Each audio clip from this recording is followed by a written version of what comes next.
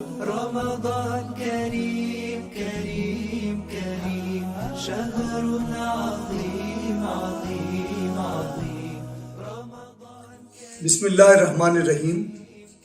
اللہ کی ایک نعمت نواسا میرے ساتھ بیٹھا ہے، اور آج ہم اللہ کے نبی صلی اللہ علیہ وآلہ وسلم کی زندگی کا ایک بہت خوبصورت واقعہ آپ سے شیئر کرنے لگے ہیں۔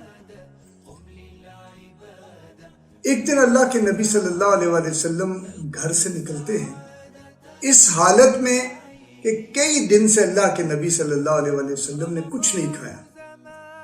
اس کیفیت کے اندر گھر میں کچھ نہیں بنا اور انہوں نے کچھ نہیں کھایا۔ بھوک کی شدت کے ساتھ اللہ کے نبی صلی اللہ علیہ وآلہ وسلم نکلتے ہیں۔ اگر وہ چاہتے تو کسی صحابی کو یا انصار صحابہ کو جن کے باغات تھے ان کو حکم فرماتے تو وہ لے کے ان کے پاس آ جاتے کھانے کا سامان، لیکن ایسا نہیں ہوا۔ اللہ کے نبی صلی اللہ علیہ وسلم کے انکسار کا یہ عالم ہے کہ خود گھر سے نکلتے ہیں۔ اور آپ یہ بھی سوچ رہے نا کہ اگر اللہ کے نبی صلی اللہ علیہ وسلم اللہ سے یہ دعا فرماتے کہ اللہ میرے گھر کو کھانے پینے اور سامان دنیا سے بھر دے، تو کیا یہ ممکن تھا کہ اللہ تعالیٰ آپ کی دعا کو قبول نہ فرمائے؟ لیکن اللہ کے نبی صلی اللہ علیہ وسلم نے اس کو پسند نہیں فرمایا، اس کو اپنے آپشن میں نہیں رکھا، یہ دعا اس طرح نہیں فرمائی۔ وہ ایک کیفیت کے اندر سے گزرتے ہیں، اور جب اس بھوک کی کیفیت کے اندر، بھوک کی حالت میں اندر گھر سے نکلتے ہیں تو ملاقات ہوتی ہے حضرت ابوبکر رضی اللہ عنہ سے اور حضرت عمر رضی اللہ عنہ سے۔ ان دونوں سے پوچھتے ہیں تو وہ کہتے ہیں اللہ کے نبی صلی اللہ علیہ وسلم ہماری بھی یہی حالت ہے، ہمارے پاس بھی کھانے کے لیے کچھ نہیں۔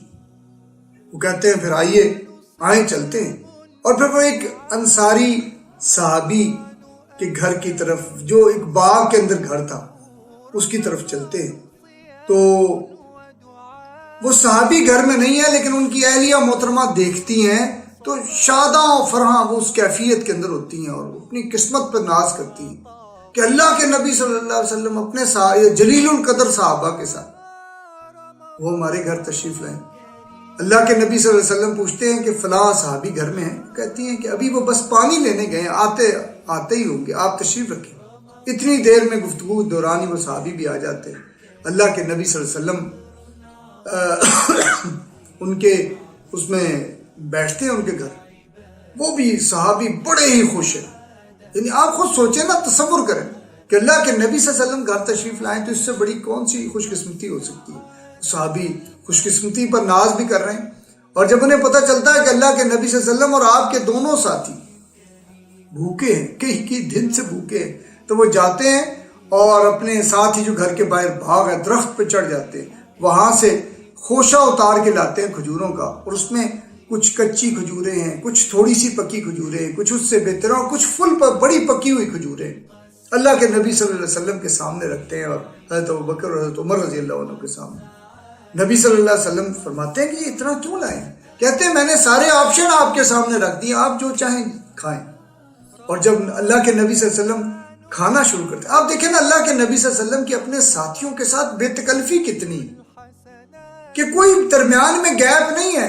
ایک ضرورت ہے تو تکلف میں نہیں رہ گئے، بلکہ اس کے گھر کے جاتے ہیں اور خود بیان کر دیتے ہیں کہ میری یہ ضرورت ہے۔ یہ دیکھیں نا، اسلامی معاشرہ اور نبی رحمت صلی اللہ علیہ وآلہ وسلم کا قائم کردہ معاشرہ، ہیڈ آف دا اسٹیٹ ہیں اللہ کے نبی صلی اللہ علیہ وسلم، اور ایک صحابی کے گھر جاتے ہیں۔ کیا تعلق ہے، کیا بے تکلفی کی کیفیت ہے، اور اس حالت میں بھی کہ بھوکے بھی، ہیڈ آف دا اسٹیٹ بھوکا ہو، یہ کبھی سوچا ہے انسانوں نے؟ لیکن اللہ کے نبی صلی اللہ علیہ وسلم وہ کھجوریں کھا رہے ہیں اور صحابہ ساتھ کھجوریں کھا رہے ہیں۔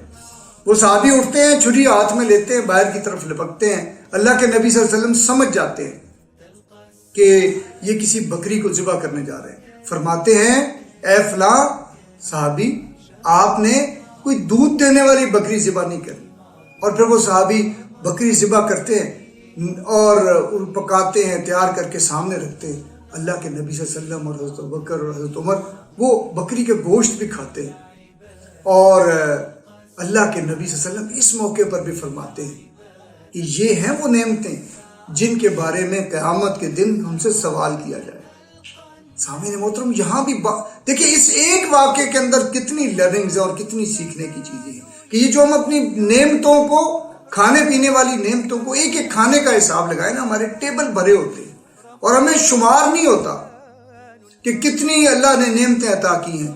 یہ وہ نعمتیں ہیں جن کے بارے میں اللہ کے نبی صلی اللہ علیہ وسلم نے بتایا، اور الہاکم التکاثر والی صورت کے آخری آیت وہ ریفرنس اس کا کہ قیامت والے دن ان نعمتوں کے بارے میں سوال ہوگا۔ یہ ہے میرے پیارے نبی آپ صلی اللہ علیہ وآلہ وسلم کے پیارے نبی صلی اللہ علیہ وآلہ وسلم، آپ کے پیارے نبی صلی اللہ علیہ وآلہ وسلم کی سیرت اور اس سے سیکھنے کے عوامل، سیکھنے کے پہلو۔ آئیے نبی صلی اللہ علیہ وآلہ وسلم کی سیرت کے ساتھ اپنا زندہ تعلق اس رمضان کے اندر استوار کر لیں۔ بیٹھیں اپنے بچوں کے ساتھ، اپنی فیملی کے ساتھ بیٹھیں اور اس کو پڑھیں اور اس کو اپنے حرز جان بنانے کی فکر کریں، اس سیرت پر عمل کرنے کی کوشش کریں۔ بہت شکریہ، السلام علیکم۔